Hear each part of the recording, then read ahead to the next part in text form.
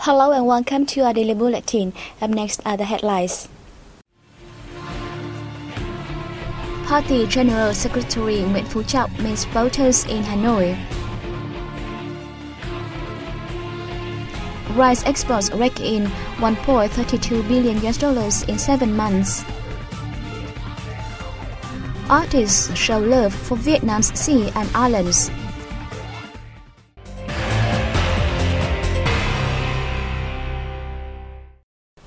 On August 6, Party General Secretary Nguyễn Phú Trọng and some other National Assembly deputies of Hanoi met with constituents in Hoàn Kiếm and Ba Đình districts to inform the outcomes of the first section of the 14th legislature and listen to their ideas about issues of public concern. The voters expressed their belief that freshly elected senior leaders would fully implement their promises delivered at the swearing-in ceremonies. They urged the party chief to give more practical and drastic instructions, especially in the fight against corruption and wastefulness, as well as in building a clean-fingered government. The constituents also raised concern over a range of issues, such as the threat of foreign aggressors, personnel appointment, marine pollution in 4 central provinces, and loose economic management causing losses worth thousands of billion Vietnam dong. On behalf of the National Assembly deputies, Party General Secretary Nguyễn Phú Trọng appreciated and thanked the voters for their wholehearted opinions. He also shared his feelings and thoughts about unsolved matters such as tardy socio-economic development, high public debt, loose economic management, big losses in projects, safeguarding national independence and sovereignty, ensuring social order and combating corruption and wastefulness. The same day, Prime Minister Nguyễn Xuân Phúc held a working session with key leaders of Hà Nam province, which is striving to become a satellite urban center to the south of Hanoi. Speaking at the session, Prime Minister Phúc hailed Hà Nam as one of the provinces in the Red River Delta region, achieving the highest growth in terms of socio-economic development and investment attraction. He requested Hà Nam to speed up the urbanization, further promote the building of new-style rural areas, and improve living conditions of local people. The government leader asked the province to fully tap its advantages of a gateway to the capital city, worked out socio-economic development solutions suitable to its specific characteristics, accelerate administrative reform, and maintain national defense and security. Prime Minister Phúc also emphasized the need to protect the environment and suggested Hà Nam province to promote tourism services and enhance the application of technological advances in production, especially in agricultural production. At the working session, leaders of ministries and agencies discussed and dealt with Hà Nam's petitions related to projects serving the province's socio-economic development. Earlier, Prime Minister Nguyễn Xuân Phúc paid a fact-finding trip to a high-tech agricultural production center invested by An Phú Hưng Company. Covering 20 hectares in Phú Lý City, the center has grown organic vegetables using Japanese technologies. Its products have high quality and satisfy export requirements, opening a new prospect for Hà Nam's agricultural sector.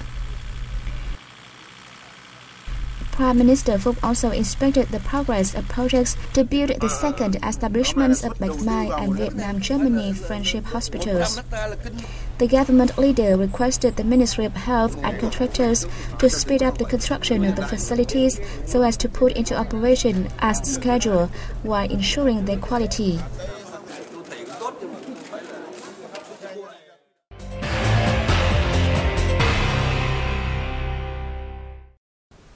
Vietnam exported 2.93 million tons of rice, earning $1.32 billion in the first 7 months of 2016, year-on-year plunges of 18.4% in volume and 14.4% in value.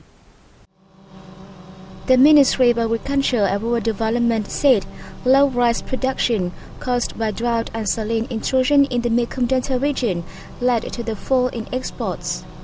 Besides, a significant decline in rice consumption was seen in such traditional markets as the Philippines and Malaysia, with respective decreases of 54.3% and 59.2%.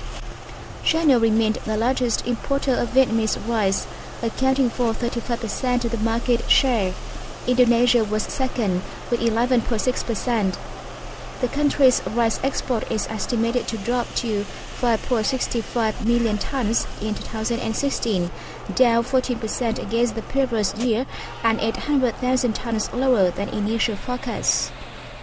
This stems from decreases in production and fierce competition from other exporters like Thailand and India. According to the Vietnam Food Association, this is the first time since 2009 Vietnam's rice exports may fall below 6 million tons. The Vietnam Association of Seafood Exporters and Producers has lowered its forecast for this year's shrimp export turnover to $3 billion from the set target of $3.3 billion. The associations explained that the country will lack shrimp supplies in the remaining months of this year due to the impact of stormwater intrusion, so the association has lowered the export forecast by $300 million. In the first 2 quarters of 2016, shrimp exports to the U.S. increased by nearly 14%. The exports will soon be made easier after the U.S. Department of Commerce made a preliminary decision to apply a 0% anti-dumping duty for the Meaningful Seafood Corporation. 4 out of the 5 biggest shrimp export regions for Vietnam registered positive growth, including China, Hong Kong, the U.S., and the EU. Meanwhile, exports to Japan showed a year-on-year decline of 9%. However, this market still made up 17.1% of Vietnam's total shrimp export revenue. Vietnam is shipping shrimp to 75 markets, down from 81 against 2015.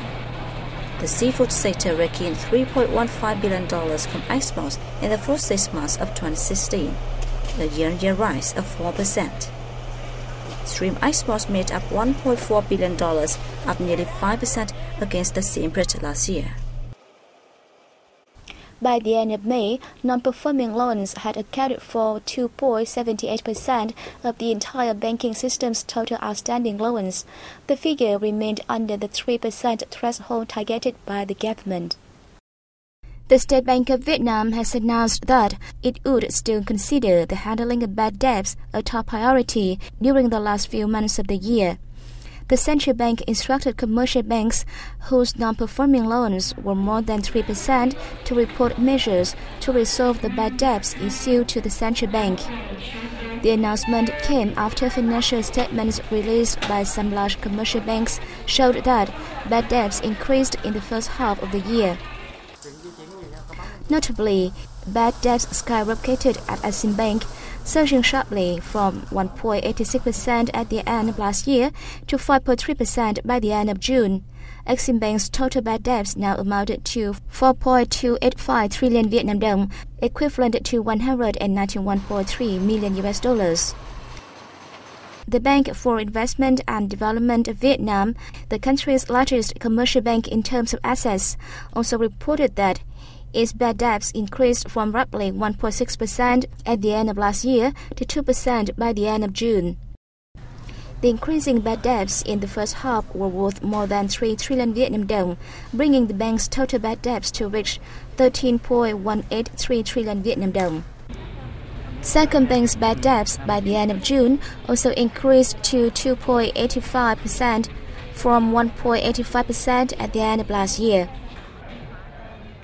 Experts attributed the increase in bad debts in banks to the fact that the Vietnam Asset Management Company bought only a small amount of bad debts in the first half of this year, after meeting the target of controlling bad debts of the entire banking system under 3% at the end of September last year.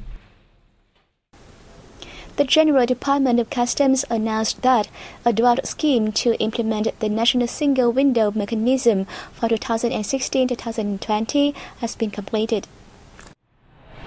The one-stop shop portal is expected to cut business costs and customs clearance time by 15 to 30%. As of May 31st, the national single window connected with 9 out of 14 ministries and agencies, with 31 procedures, over 19,000 files and 6,000 enterprises. The rate of administrative procedures connecting with the portal has so far reached a mere 30%. According to the General Department of Customs, all procedures will be conducted in the form of online public services and fully connected with the ASEAN single window to facilitate the trade of Vietnamese goods and increase inspection on imports. Vietnam has conducted successful technical connection with Indonesia, Malaysia, Thailand and Singapore through the ASEAN single window.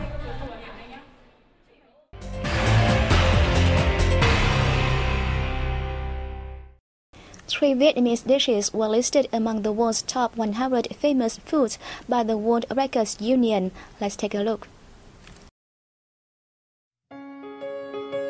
The dishes are pho, noodles with beef or chicken, bún chả, rice noodles with grilled pork, and bánh mì, Vietnamese sandwich. World Kings described pho as a traditional dish and one of the most typical dishes of Vietnamese cuisine.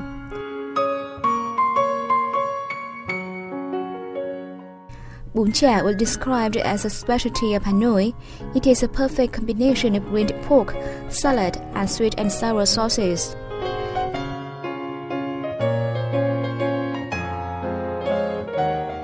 The World Records Union also said that bánh mì was popular in Vietnam and can be found everywhere. It has very different tastes in different regions in the country.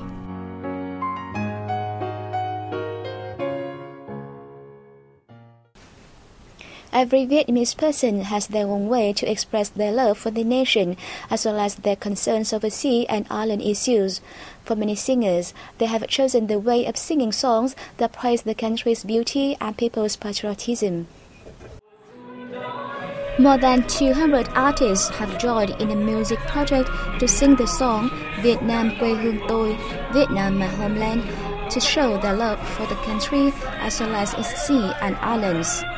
The project was initiated by singer Minh Quân, who previously worked on several similar projects. I have received great support from my colleges. We all want to create a meaningful music project to speak our unanimity with other people nationwide on social issues. The video clip both introduces beautiful landscapes of Vietnam and affirms the country's sovereignty over its sea and islands.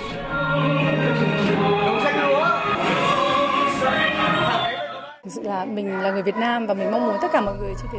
a Vietnamese person, I want foreigners to know the irrefutable fact that the Vietnamese sea and islands belong to us. This song conveys Vietnamese people's belief and strength. Through the song, we want to affirm that all Vietnamese people are ready to protect the country. Not only artists, but also all Vietnamese people want to show their love for peace and patriotism. The song will be recorded in Vietnamese and English. The video clip features the country's diverse landscapes from the northernmost point of Luang Cu to the southernmost cape of Cà Mau, including sea and islands. It aims to introduce a beautiful Vietnam to foreign friends and also affirm the country's sovereignty over sea and islands. Music has helped connect those with great love for the country. Through the clip, the artists reiterate Vietnam's sovereignty over Trường Sa and Hoàng Sa Islands. And that has come to the end of our program. Thank you for joining us. I'll see you next time.